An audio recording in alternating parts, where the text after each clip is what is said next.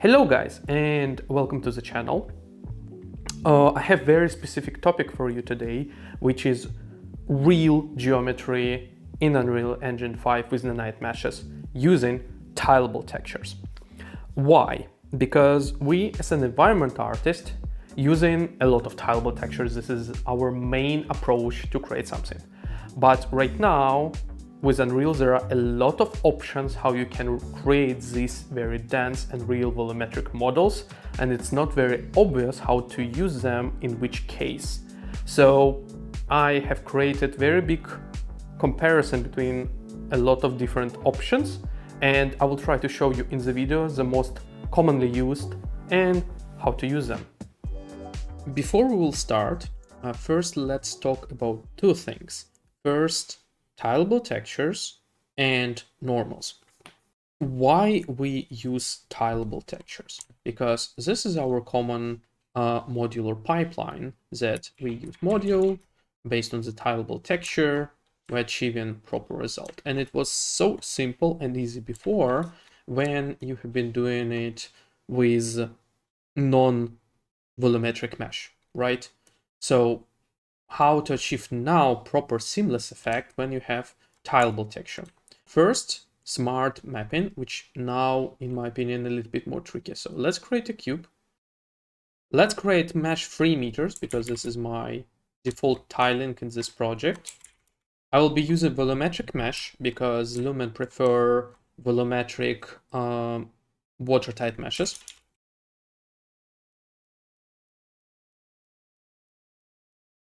So we have perfect module. Let's apply all transforms. Let's assign now material. And this is tiling which we have, and we do not want to have this kind of tiling. Select all faces and use projection, which give me pretty nice result from the base. And this is where it is becoming tricky. Let me apply displacement from Blender just to showcase. Let's reduce amount of subdivision. We do not need to have so much. You see right now displacement here happening messy because this vertex, because of the tiling trying to go in this direction when this one trying to go down. So how I'm mapping this kind of modules now, when I done this kind of mapping, I'm going and pinning this shell. So this shell is pinned, as you see. And I can, for example, say pin this shell also. And now we can decide what we will do with this one. So I will create seams here.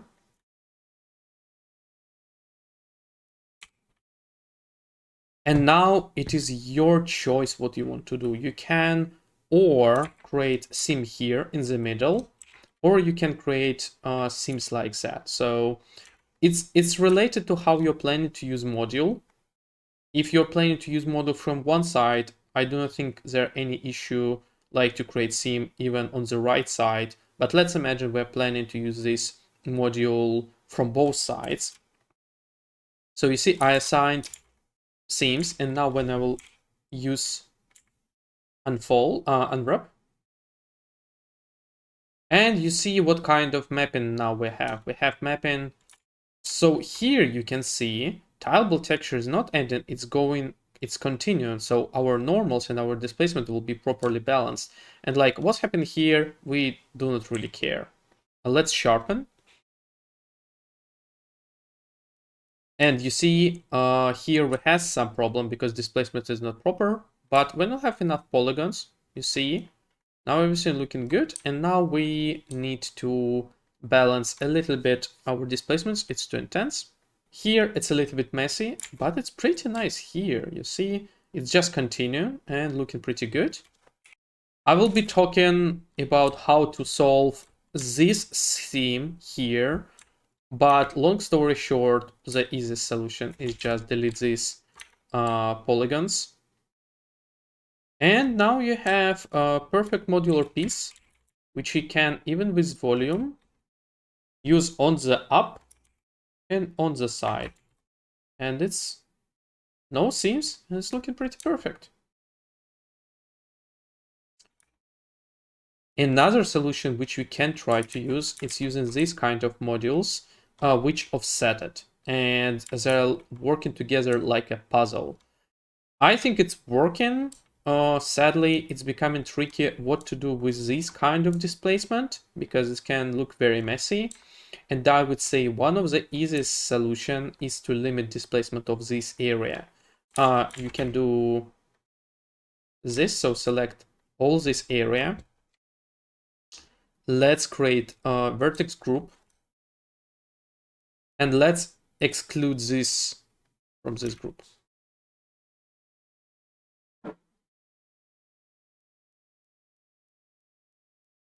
And you see, now we have volumetric mesh everywhere except corners. So when we'll be using it with other module, again, it's connected pretty perfectly, yes, with small limitation, but we don't have holes and no problems happening. And now let's jump in Unreal and let's take a look on which options we have in Unreal.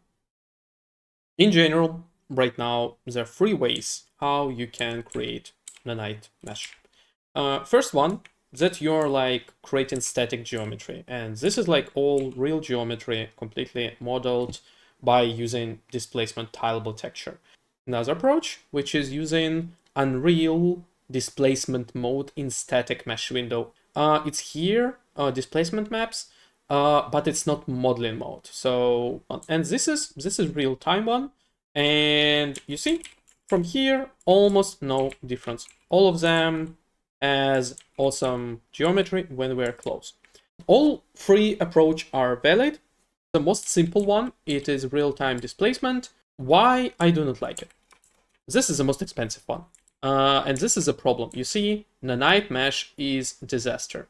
Another problem, it's losing details. Here you see, we see shadows like super cool, super detailed.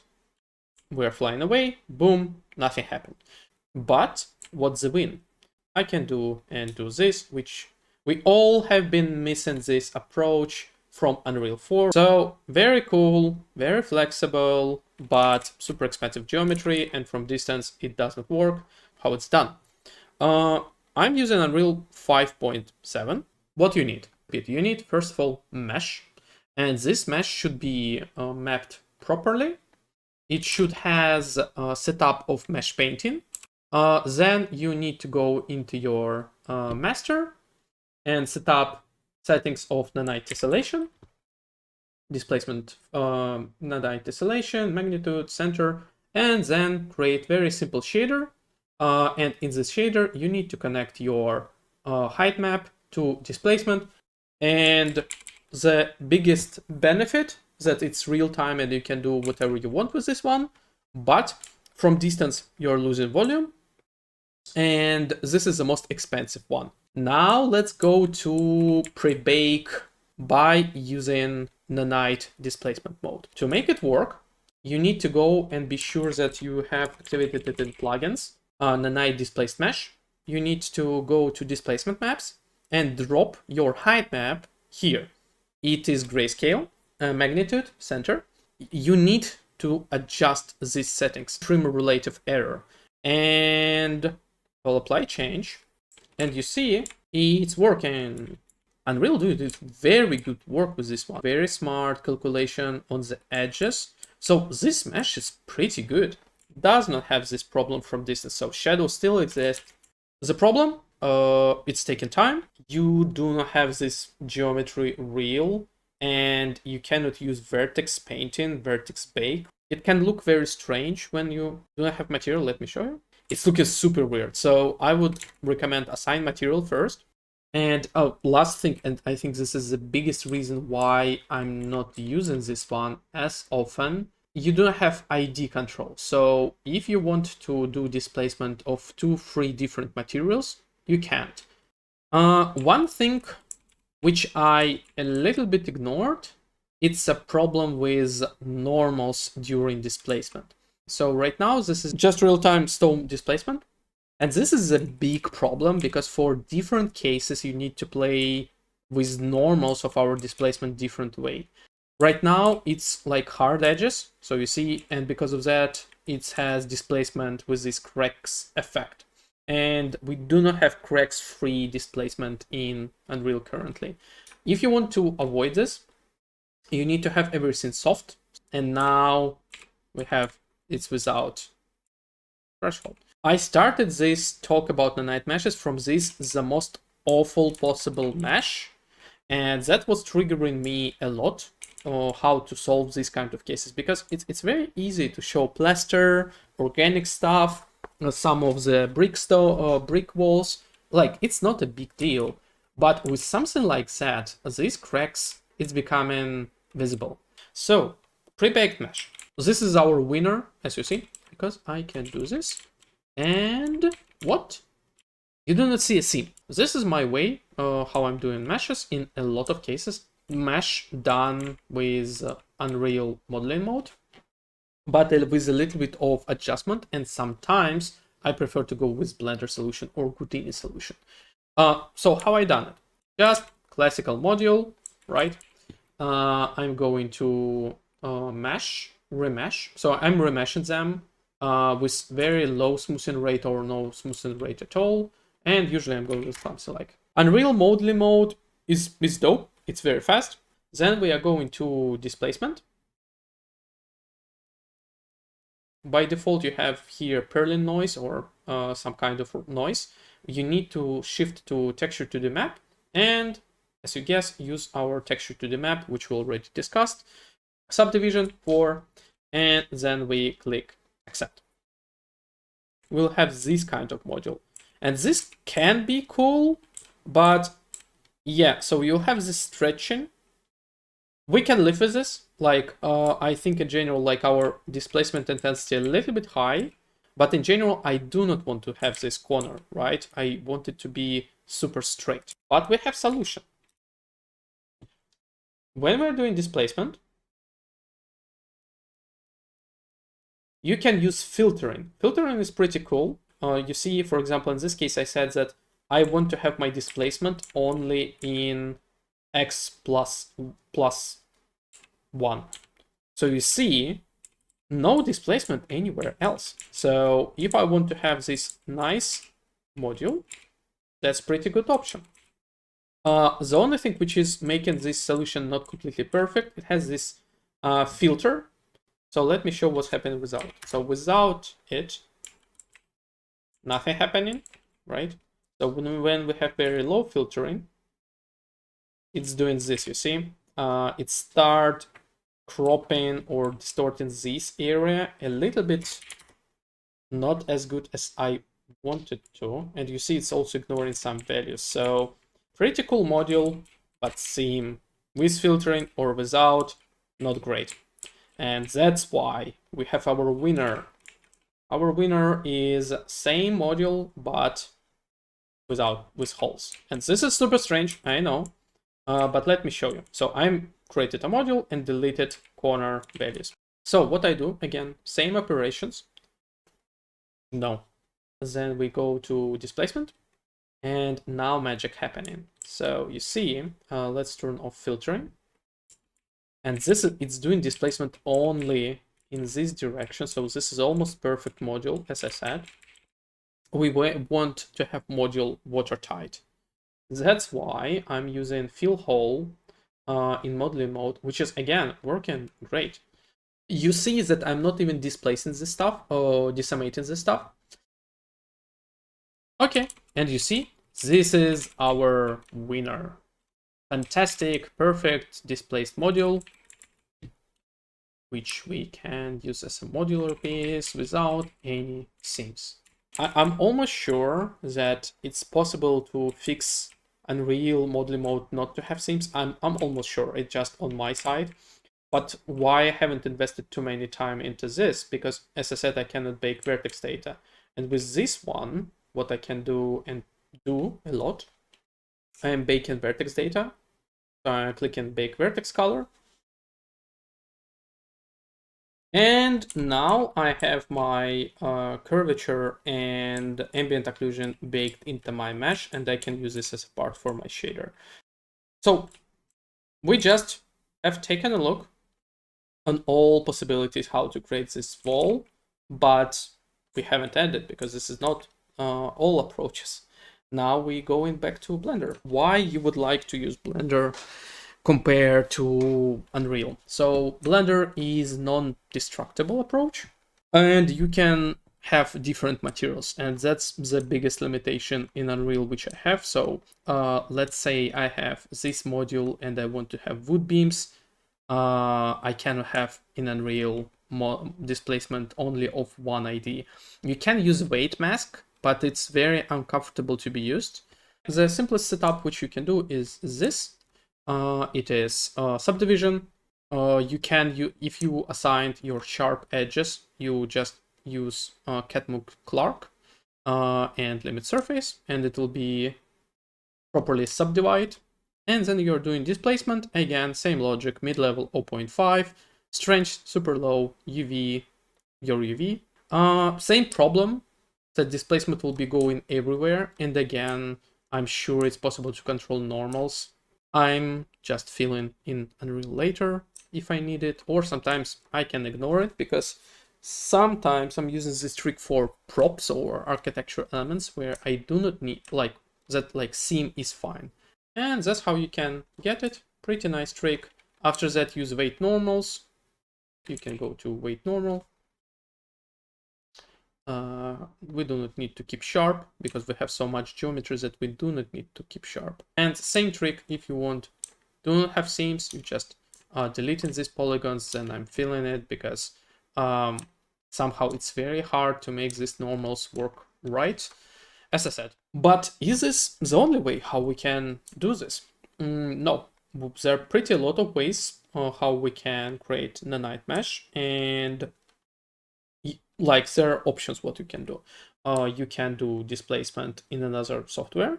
You can create height map in another software, or you can use Modular Kit to create your mesh, because this is almost already looking like a number of stones. So why not to assemble this mesh out of stones?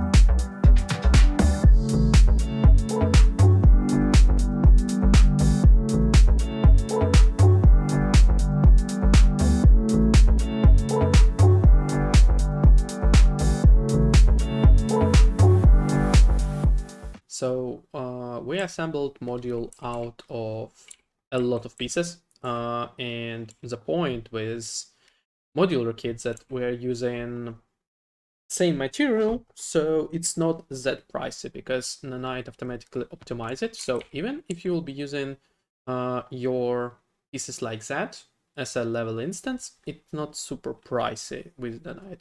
But there are other ways what we can do with this one and optimize this mesh a little bit. So this is our meshes.